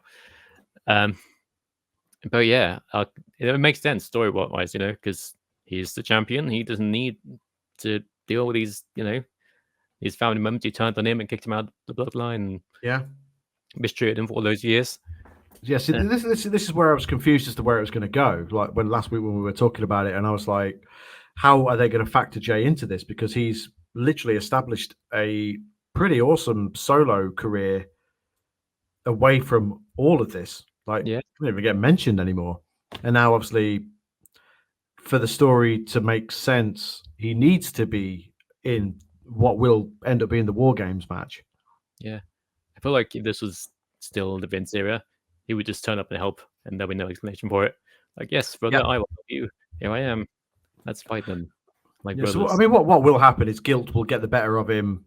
Jimmy will be getting the crap kicked out of him or whatever, and then, but there'll be a good build to it. Like it'll have Jay like backstage, like I'm in an iron, do I, don't I, that kind of thing, and then Jimmy and Roman will be getting beaten up, and guilt will get the better of Jay, and then Jay will come down and help, and everything's great, but it might be like look, once I've done this, I'm going back to doing what I was doing. Because I mean, I can't help but feel at this point, and this isn't a knock on Jimmy, but I feel like them going back to just being the Usos and being a tag team would be a little bit of a step back for Jey Uso at this point. Yeah, I think so. I like Jimmy a lot, and I think I want him to, do his own solo thing. Yeah, like have SmackDown doing his mid-card stuff with maybe the US title. Maybe have him win the US title. Well, Jay has Intercontinental title. Maybe they can have like a nice reunion at some point. Like, hey, look at us, we're both solo awesome champions. So in the future, I can imagine that being a thing, and that being pretty cool. But for now, I think we can all see where it's going. For sure, yeah. And Jey Uso will come round, and he will be part of the bloodline, the Roman Reigns bloodline at Survivor Series. But I don't want it to derail Jay's solo stuff. So I want it to just sort of, I'll do this for you and help you out at Survivor Series. And then he goes back just to being his solo act on Raw. Yeah. Eventually, look, when the momentum dies, which it may not, if the momentum does die, then the Usos will always be there to be a tag team. There'll always be room for that. It's just not right now. Yeah. Exactly. But I'm liking that. How do you feel about this Kevin Owens storyline going on right now? Yeah, I like it. I don't know where it's going because I don't think he takes the title from Cody as much as I'd be a fan of that. And I like Cody as champion. I think he's doing a great job. I still just don't feel that it's going to happen until WrestleMania at the earliest. Yeah, I agree. Kevin Owens has always been a better heel, in my opinion. Oh, yeah, definitely, big time. I like what they're doing with it, though. They're not putting it on TV, or they didn't originally. They just let it circulate on social media, and they didn't talk about it on Raw, which was a cool, unique thing. Yeah. And he also did a thing on social media this week. Kevin Owens said, I sent him a video which I was hoping they'd play on Raw and SmackDown. They didn't do it. So if they don't show it this week, I'm going to show it myself on social media. So just continuing that thing, like off-screen sort of character work, which I like a lot. Yeah, I like it too. It's different, and they're going in a different direction with it. Obviously, I would imagine that Cody is going to be part of Roman's team at Survivor Series. Yeah. So they're going to have to stretch this Kevin Owens thing out probably to the end of the year. Yeah. How was that going to work, actually? Is there a December pay-per-view? Because the Royal Rumble is until February. I know there's Saturday Night's main event, which I think is like a... Oh, okay. They might... Like a lower pay-per-view. I don't even know. Like a special event, I guess you can call it. Yeah. not quite a pay-per-view, but That would be cool if they can. That'd be awesome for it to be the main event, like special attraction of Saturday night's main event. Which, yeah. by the way, side note, if Jesse the Body Ventura is one of the commentators on Saturday night's main event, I will pop so hard for that That'd be pretty cool. Yeah, I like that. because I love that I like Jesse Ventura anyway. I always have. I know he's older now, but I still think Jesse Ventura's got some good character work in there. Yeah, you could do it. Yeah. So that's great. What else happened? Got the stuff with Nia Jax, who, to give her credit, has improved a lot. Hey, look, I'm full of praise for Nia Jax at this stage of her career because she's being utilized properly. I think she's trimmed down a lot. She looks really good, and her in-ring has improved massively. I think she deserves a lot of credit, and I think she deserves to be in the position that she's in now because it's been done correct, and not just because she's a quote-unquote bigger lady and an intimidating figure. She's doing it because she's actually a very good character, and it's being done very well. Yeah, like I was never a big Nia Jax fan. And when she first came back, I was like, "Oh God, why did he bring her back?" But yeah, she's won me over. Yeah, she's doing great work right now. It's not like for sure, but it's still doing a lot better than she did. I'm enjoying watching her. Yeah, me too. And I never thought that would be the case because before it was just like, oh come on, Nia Jax, Jesus Christ. Yeah. But now it's like, oh okay, Nia Jax is the women's champion, and yep, I'm totally cool with it. Yeah, like who could actually beat her? Yeah. I think it's gonna be Tiffany Stratton. I would have thought so. Yeah. Tiffany time. She's been doing great work as well. I like Tiffany Stratton. Yes, she's really good. Yeah, really, really good. And it makes sense for it to be her. I feel like she's going to be around for a long, long time. She's super young, very talented, looks the part. And yeah, it makes sense for it to be her. Yeah, makes perfect sense. I like the storyline. I like the dynamic between Nia Jax and Tiffany Stratton at the minute. Yeah, me too. Obviously, we had Liv Morgan show up on SmackDown and vice versa for Raw. No, she's normally Raw and she's turned on SmackDown, and then Nia Jax showed up on. I can't remember which order it went in, but yeah, you know what I mean. Because they're going to have a match at Saudi Mania, champion versus champion. Oh, of course, for the terrible looking Saudi title belt. Yeah, they do it just to please him. Look, you have the biggest, most important belt of all time. Yeah, look at this. Yeah, you've got the champion of champions. So will they just turn up like having the belt every year? I don't really understand. Because obviously you would anticipate that neither Cody or Gunther are going to be the champion next time Crown Jewel comes around. Yeah, I don't know how you can do it. Just have it. Yeah, good point. I don't really know. It's not going to be on TV every week. It'll be a Saudi, and then we'll never see it again until next year. Yeah, until Saudi Mania the following year. But I don't know. Is it just you're that champion until you're not?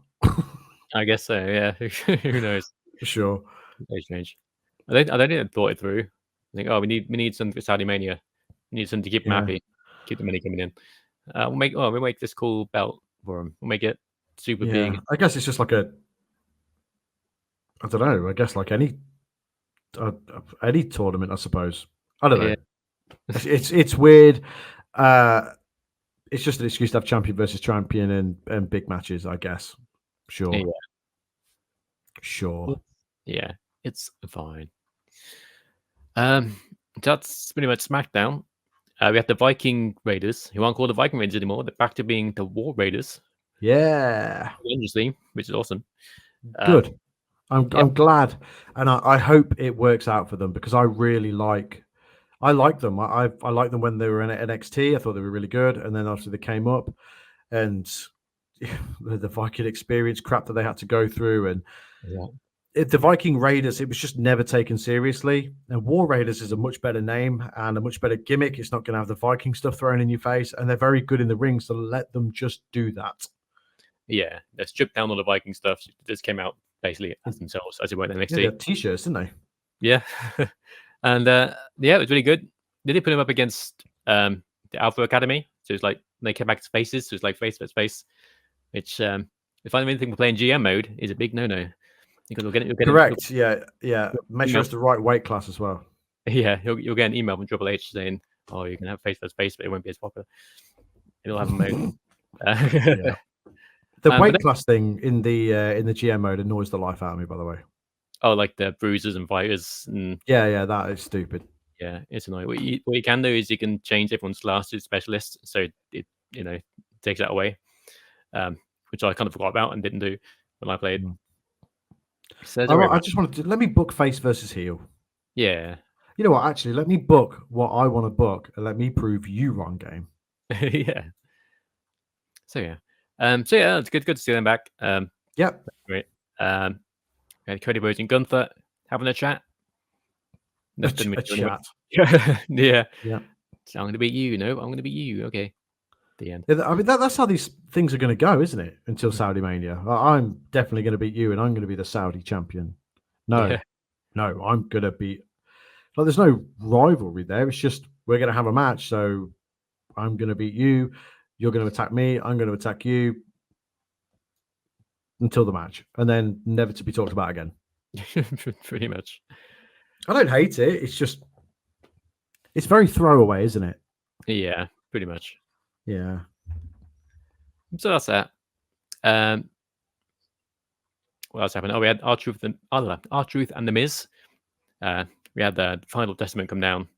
Miz got distracted. R-Truth followed him up. 1, 2, 3.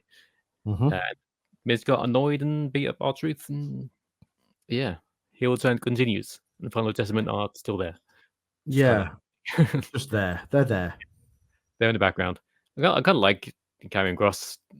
I have always liked Karrion Kross. I just think that, again, somebody else totally ruined by Vince. Yeah, exactly. He hasn't recovered since that weird call-up. But when the gladiator mask and stuff, it was like, what on earth are you doing? Yeah, I do like the character he's got going on right now. Like, kind of whispering. He's a great talker, dude. He's a really good talker. Yeah, he's like the devil on the shoulder, telling you to do like bad things. Like, well, this guy, you can't trust this guy. He's to turn on him, or he turns on you. Yeah, I like the faction. I like the idea of it. I really do. Yeah, so hopefully he goes somewhere eventually. Yeah, Raquel Rodriguez showing up doing her thing. Funny segment backstage with Carlito. That made me laugh a lot. Yeah. It's good to see her back as a heel. I think she's probably much better as a heel. For sure. Yeah, I think we said it last week as well. She's mean looking, you know? Yeah, she is mean looking. Let her beat people up. Let her beat people up and snarl. Don't have her smiling. Exactly. Nah. Yeah, it's not a whole lot happened. We had the Meta Girls from NXT called up. Yes. A match at we're going to be having that match for the tag team titles at NXT next week, I think. Halloween Havoc? Is Halloween Havoc next week? I think so. Or soon, anyway. Halloween Havoc soon. Today showed up the main roster, which is cool. And they got interrupted by, what was that last week? Was it this week they were interrupted by Kevin Owens? Or was that on, no, that was on SmackDown, and then War, they were in the crowd. That's right. Yeah. Yeah, they should have good seeing them on the main roster. I think they've got two girls to bright future. I like the Metaphor team in general. Noam Dar's I've always liked, ever since the British Indies. Amazed he's got still employed. He managed to make it all the way through Vince. Yeah, all the way to now, and he's still going. Fair play to him. I like him. I always have liked him, but yeah, I'm surprised. I am. It must be said. Yeah, but no, it's cool. Also, of course, seeing these guys getting called up, doing stuff on the main roster. And yeah, so not a hugely eventful week for WWE. No, I think what doesn't help is obviously Raw was taped as well, because they're obviously over here doing house shows and whatnot. So it was pre-taped, and the build to Saudi Mania. I know it's only a couple of weeks, well, 2 or 3 weeks away. It's just going to be very much paint by numbers the next couple of weeks, I think, for the title stuff. And you're going to get Bloodline, Will Jay. It'll start to ramp up after Saudi Mania, I think. Yeah, it's just like it continued a few stories, but nothing super major happened. No. Yeah, but it's good. Good week of wrestling. Yeah. NXT, Ethan Page is back being the number 1 contender after a decent match. Yeah, I see him getting called up, to be honest. soon to the main roster. I think Trick Williams beats him at Halloween Havoc, and then I Yeah. think Ethan Page comes up to the main roster, presumably on Raw. Yeah. I mean, he's someone He who's was on Raw the other week, wasn't he? yeah, he's someone who's ready to go straight away, pretty much. Oh, yeah, definitely. Jesus. All the time. He's great look, great guy.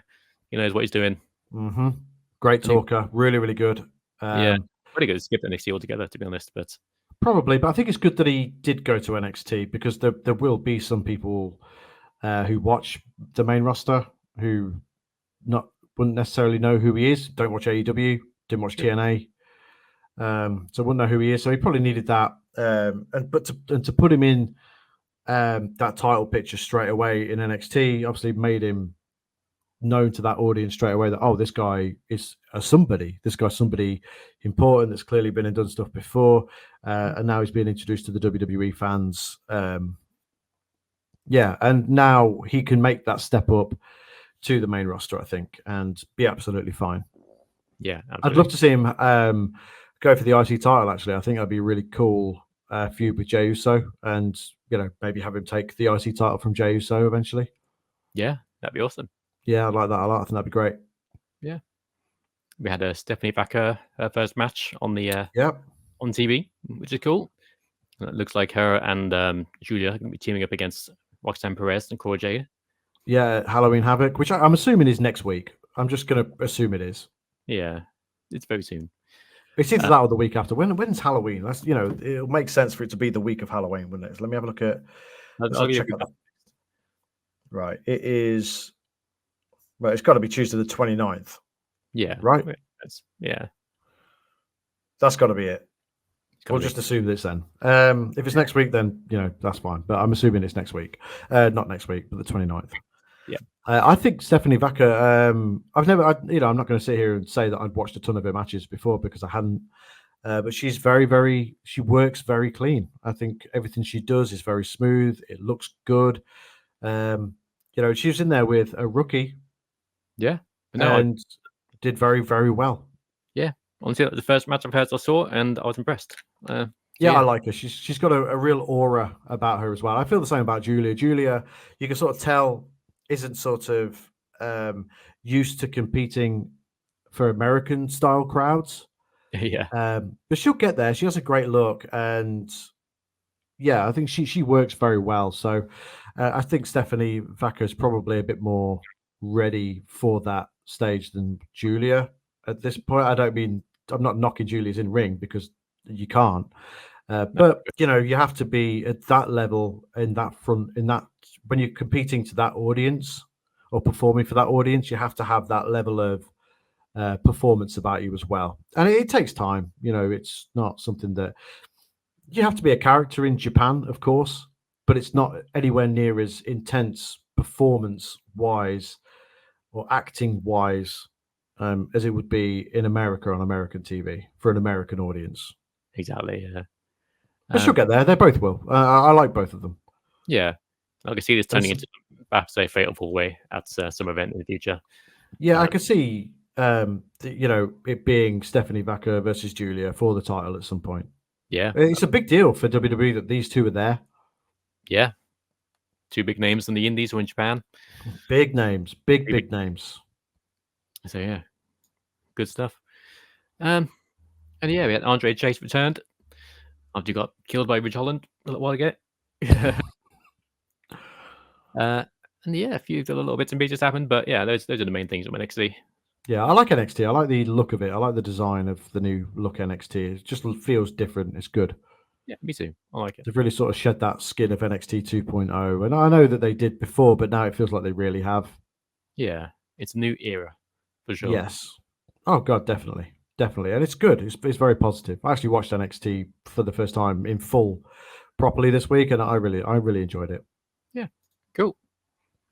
Excellent. All right, that's everything WWE-wise this week. Mm-hmm.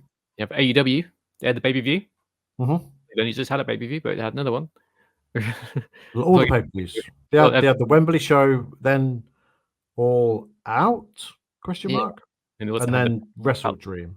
Yeah, it was like the Battle of the Belts, which is not a pay-per-view, but like in the event. weekly Oh, TV yeah. show they do sometimes. Which is confusing. I don't know, but Is that not yeah, this week, or has that already been? I have no idea. that was the week before. Right. But it's a big AEW show. The next big pay-per-view. Okay. Wrestle Dream. Wrestle Dream. A lot of matches. Long There always show. is. There always is. It's not like the WWE pay-per-views where it's like 5 matches. They just go for it. Yeah. I'm going to sit and say I watched every match because I didn't. Let's go through what the main matches were, the main talking points, because a lot of it. Come on. Yeah. So Jay White versus Hangman Page was Mhm. very good. It's one I did watch. I like Jay White a lot. Yeah, me too. I like his new heel Adam Page. I like very intense. Yeah, I've never been a huge Adam Page fan, it must be said, but I do like the new, more intense Hangman. I like that a lot. But I'm a big fan of Jay White. It's good to see him back. Yeah, I thought it was a fun match. Jay White's always good at the character work and him. They're both great. Yeah, I wasn't huge. I like the feud with Adam Page and Strickland, but the match the cage match, whatever it was, kind of killed it for me. You're not into that gruesome stuff, are you? No, the syringe is too much. It's like, why? That's stupid. Well, I'm with you. It's not for me. I think there is such a thing as too far, and there are corners of the wrestling fan base that are big time into that. For me personally, it's too much. And when I was a commentator, I've called death matches. Yeah, I can. I've never seen it go that far with syringes and stuff like that. Light tubes and drawing pins and barbed wire is. Yeah, as far as it really needs to go. Yeah, but the build to it, story wise, is really good. I like the image of Hangman sitting in front of the house that was on fire. Was very cool. Very cool. Yeah, image. very, very cool. Yeah, very cool. I think Swerve's really turned it around. I remember, when we were recording this podcast, months ago, when he first came to AEW, I didn't like what they were doing with him. I felt like he really offered nothing.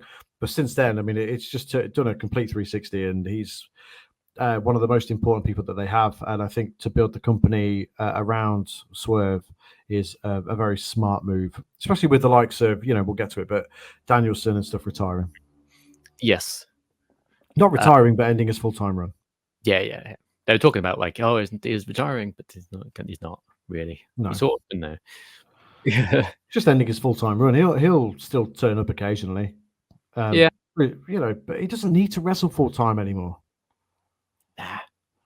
Yeah, I know what you mean. He's clearly hurt. He's Yeah. gone and many injuries. So it's about time his body's fucked, for lack of a better term. He's fucked. It's about time we slow down. But we'll get to that match, isn't it? Yeah. Mariah May versus Willow Nightingale. I didn't watch this one. Sorry, not because I don't want to watch it, not because I don't like women's wrestling. Putting that out there, it's because I was just skipping through it and okay. But I do like Mariah May a lot. I do like Willow Nightingale a lot. Yep, I like both. Yeah. So, but yeah, I'm way too soon to even consider taking the belt from Mariah May. Yeah, I agree. He just got it. Way too soon. Last Tony Storm was fantastic as well. Everything she's done. Oh, yeah. Yeah. Then we had Jack Perry versus Shibata, which I didn't watch. Sorry, I'm not a big fan of Jack Perry. Yeah, me neither. I like Shibata, but I'm not a Jack Perry guy. Yeah, at all. Actually, couldn't care less. Then we had Konosuke versus Will Ospreay and Ricochet. Oh, Takeshita? Yeah, big fan of him. Is his last name? Yeah, Konosuke. Yeah, that's fair enough. It's a difficult word to say. Yeah, it's like Takeshita. Takeshita. Yeah, you got it. Yeah, I got it. But he beats Will Ospreay and Ricochet in the international title match. Yep. Which is very good. And just like that, Ricochet is just another guy. Pretty much, yeah. I like Takeshita a lot, and I think they were probably looking for a reason to keep him around because I think his contract's up fairly soon, and I know there was interest from WWE there. Why wouldn't there be? Mm-hmm. So, I would imagine that he sticks around in AEW now. But for me, you capitalize on Ricochet and you book him to show what WWE are missing out on. Yes. Considering, the whole thing was Ricochet and Ospreay and all the rest of it. But, that's just my opinion. I like Takeshita a lot. So for him to have that championship isn't an issue for me. I just feel like they maybe could have capitalized on Ricochet a little bit there, but maybe that's coming down the line. Who knows? But for me, drop the ball a little there. Yeah. We had Hologram defeating Mortos. I didn't watch this one because I don't know either of them. And one thing I remember about Hologram is I saw tweets from Orange Cassidy saying, "Now I'm starting to think Hologram isn't actually a hologram. I think it might be a real person." But yeah, that's a match that doesn't need to be on the pay-per-view, does it? Yeah, exactly. It's too many matches, and even like the pre-show had too many matches. Mm-hmm. There's too much going on. It's quantity over quality a lot of the time. You could have picked 5 matches. I'm not saying AEW needs to do what WWE did because they're not going to, because they're the alternative and stuff. But you can pick. Less can be more. We said this last week, and I truly believe it. But AEW are going to AEW and overpat their shows, which they've done since the very beginning, and they're not going to change that now. So yeah, keep booking these random matches that you can have on Dynamite. Or is Rampage still a thing? I guess it is. And the other one, Collision. Yeah. There's talk of them adding a 4th show, which is lunacy. Don't do that. Yeah, what are they doing? Excuse me. We had Darby Allin fighting Brody King. Darby Allin winning that one. Yeah, I like both those guys. Sure. Yeah. Again, in a kind of random match. I mean, much what the story was going into this, other than they want to fight. I'm sorry, guys. I think sometimes that's all it needs. Yeah. We had the Young Bucks defeating Private Party. Mm-hmm. I'm not a massive Young Bucks fan. Sorry, internet. I'm not either, and never have been. They're not bad wrestlers. I just think they're just annoying, I guess. Yeah, I'm not a fan of this characters they're doing now, the EVPs, the heel characters. It just doesn't do it for me. They're good wrestlers. No, to be honest, there aren't really any characters that the Young Bucks could portray that I'd be a fan of. But I like them as wrestlers. I think they're good. But I've never been a big fan of them, and I just can't shake it. I don't know what it is. I just can't. It would have been nice to see Private Party get the rub here and win. And I think from what I read, how true it is, I don't know, that a lot of people backstage were sort of pushing for Private Party to win as well. But it didn't come to fruition, and they didn't. And it is what it is. And the Young Bucks are still the tag team champions, and that's fine, I guess. But it would be nice to see the Young Bucks not as the tag team champions for a little bit. I'd like them to just not be there for a bit. Be there, but also don't be in the title picture. There's loads of tag teams in AEW. Let them do that. Yeah, you need to be champions. Come on. Then we had Mark Briscoe versus Chris Jericho for the Ring of Honor World Championship. Personally, I think Ring of Honor stuff just stay on Ring of Honor. No, it's not. It isn't at all. It isn't. It's not even. Yeah, it's. It's not that I don't like Mike Briscoe. I think it's great. Mm-hmm. Yeah, sure. I feel like Ring of Honor should be its own show, its own thing. Having that on AEW just makes it look like, Well, it's just adding more championships to an already championship-filled space. For me, Ring of Honor, it's cool that Tony Khan bought Ring of Honor and owns the video library and stuff like that, but that's probably as far as it should go. I don't think bringing Ring of Honor back. I just think it's. How do I say it without sounding like a dick? I just think it should have been left alone. It's just.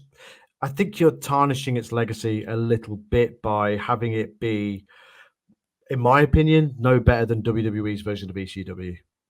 Yeah, I can see why I would make that. And I'm sorry to say that, but it just feels like that's what it is. Yeah, like if you want it to be its own show, make it its own show. Don't just exclusively its own show. Have its own roster. Yeah, because they're having that match again next week in a ladder match, Mark Briscoe versus Jericho for the Ring of Honor Championship. If Jericho wins the Ring of Honor Championship, why does that need to happen at this point? Yeah. For Ring of Honor and for Jericho, why does that need to happen? Yeah, it doesn't. What does anybody gain from that? What does Ring of Honor gain from that? What does Jericho gain from that? For me, Ring of Honor should have been left well alone, but it isn't, and here we are. Yeah, I like Mark Briscoe. I like the Briscoes. I have a lot of respect for both of them. Yeah. And it's, the fact that, it sucks that Jay isn't here anymore. And it sucks that it took, Jay not being here anymore for Mark Briscoe to be a permanent fixture on mainstream television. But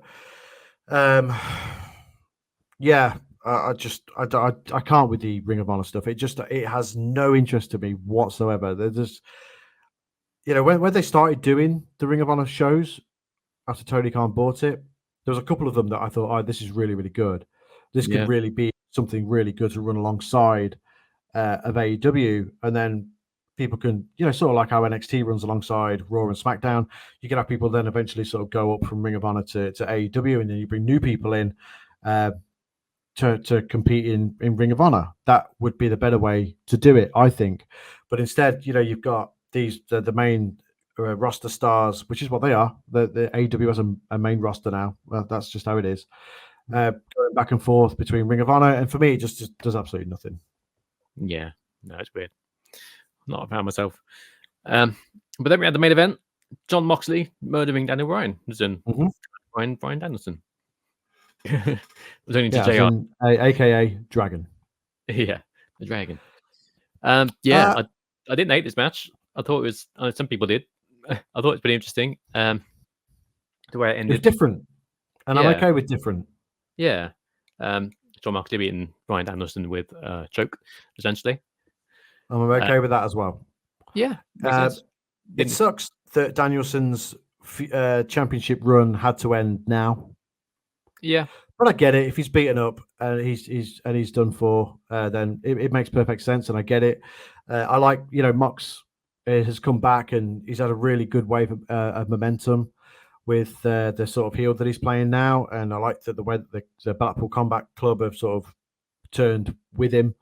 And I like what they're doing. I think it's pretty good. Again, I could do without the plastic bag stuff. I'm not into that at all. But again, there's a certain corner of the wrestling fandom that are into that, and that's okay. Like whatever you like. For me, it just isn't for me. But I have no issue with Moxley being the world champion. I think it's fine. I don't see who else at the minute could be it. Yeah, I actually really like the Blackpool Combat Club right now. What they're doing, it's definitely my favorite. Yeah, I mean, I don't know who else could be the champion other than Moxley right now. Yeah, not a big fan of the 27 pile drivers, especially the pile driver on the concrete and then kicking out. Got a guy with a bad neck getting pile driver onto concrete. There's a lot of no selling stuff that I don't like at all. It makes it look stupid. Like in the Ricochet, Ospreay, and Takeshita match, where don't no sell a Poison Rana. You're landing on your fucking neck, for crying out loud, So sell the Poison Rana. Don't no sell it and then do your own for that person to then no sell it. It's stupid. But okay. It can work. Like I'm reminded of the other week, it was Sami Zayn versus Gunther for the world title. Like Sami Zayn at one point kicks out one, and it's like hulking up basically. But it made sense because he had the adrenaline going, and But in the end, he got knocked down and he ended up again passing out in the sleep hole. Yeah, and I sort of get that, and it, but this is just them kind of things. But yeah, like they're just spots. They're just spots. They get a cheap pop from the fans that are there, and that's fine. Whatever you want to do, but I don't know. It's like the Superman landing thing. I hate that crap as well. Jesus, we spoke about this years and years ago when that first Ricochet and Will Ospreay match happened. Yeah, and it went viral and stuff. We talked about it then. I remember. But yeah, you know what? I don't like the no selling stuff. Yeah, not a fan. But yeah, I didn't hate the match. I thought it was pretty decent. I like Moxley a lot. I like I like Pac. I like Claudio. All the guys involved there. Wheeler Yuta turning on Bryan was a bit weird. He was just kind of out of nowhere. But he sort of fits in with the him being with the Blackpool Combat Club, and that's okay. It's fine.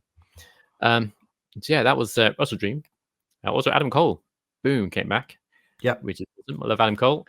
But again, bit weird. He's come back as a face. It's like, well, MJF turned heel while he was injured, so Adam Cole is still in the feud with MJF, so he's had to be a face by default. But also, he's still friends with the guys from the Undisputed Kingdom who are heel. There's like, So are your face now, or what's happening? Yeah, some stuff it isn't thought through. Yeah, it's very AEW. But glad to If- if- see Adam Cole back for Oh sure. yeah, I love Adam Cole. He's one of my favorites for sure. Oh god, yeah, definitely me too. I just hope he can stay fit, hope he can stay healthy, and have a really good run in AEW now. Yeah, me too. He Somebody deserves it. else, you can really build the company around the likes of Adam Cole. Yeah, absolutely. Because I have a feeling with MJF that he's going to keep doing more and more stuff outside of wrestling to a point where he's not going to be around as much. He's Yeah, been doing movies, doing Happy Gilmore 2. I can see him transitioning away from wrestling and becoming a more of a mainstream star, doing other stuff. yeah, I can see that. Yeah. But yeah, but on Dynamite this week, we had obviously the Blackpool Combat Club taking over the show. So Mhm. on this, we hate how this how AEW is right now. We want it to be more serious. We don't play games, we don't dance and celebrate. I like how the And I'm into that. I'm fully into that. I did like how the Young Bucks are like, oh shit, okay. Yeah. They're supposed to be guys in charge, and even they're like, oh okay, we're just gonna we're just gonna stay away. So that was cool. I do want to watch it every week. I don't want to watch the whole thing every week. I want to see where this Blackpool Combat Club stuff goes. Shane's coming in, right? Surely, it's got to be guaranteed at this point. There's no smoke without fire, as I say. And all these movies going around. Yeah, it would be cool if he is the mastermind behind this Blackpool Combat Club stuff. Yeah, that'd be crazy. McMahon in a non-WWE show. Yeah, be nuts. That'll be nuts, and that will just show the relationship between Vince and Shane, won't it? Oh yeah, absolutely. But I look, I like I like the direction they're going with the Blackpool Combat Club. Yeah, I just want it to be consistent. That's all I want from AEW. I want consistency. That's it. And it's constantly, it has really good times, and then it dips massively. It just lacks that consistency. I'm not saying WWE is consistent all the time, because it isn't, obviously, but I just want AEW to have that consistency and really try and take it to a different level where it is watchable weekly consistently. Because at the minute, for me, it just isn't. I like it, and I say this all the time. I'm very critical of it because I want it to be good, and I know that it can be better. I know that it can. Yeah. But it's just got to have a level of consistency that it just doesn't always have. But I'm sure that it could. I'm sure that it will come. Yeah, I hope so. But yeah, I'll still be there every week, skimming through it. Yeah, me too. I'll be watching what I like look of and skipping everything else. Which is all that they can ask for. Not everything's going to be to your taste, so you watch the stuff that is. Yeah, And I get that. I am enjoying the Blackpool Combat Club stuff, and I enjoy. I look forward to seeing where this goes, and hopefully it can elevate the whole show, because right now. Yeah, I think so too. Yeah, there we go. Good stuff. Yeah, so that's the wrestling, and that's about it. Yeah, I think so too. So, guys, I hope you enjoyed this week's episode of the podcast. If you have, please like the video, share the video, subscribe to the channel, follow us both on social media, all that stuff. Just try and help us out as much as you can with promoting this podcast. We're doing our damnedest on social media to promote it, which we'll keep doing so. But yeah, if you could help us out, that'd be wonderful, especially if you've enjoyed the show, because we enjoy recording and we're going to keep going. And yeah, absolutely. But for now, thank you very much for watching. This is the Games Graps Podcast. We are a weekly video game and wrestling podcast that posts every week at youtube.com/@Sonny Club. My name is Sonny G, and I've been here as always with Finn Steele. Thank you. And we will see you back here next week. Take it easy, guys. Goodbye. Thanks so much. Goodbye.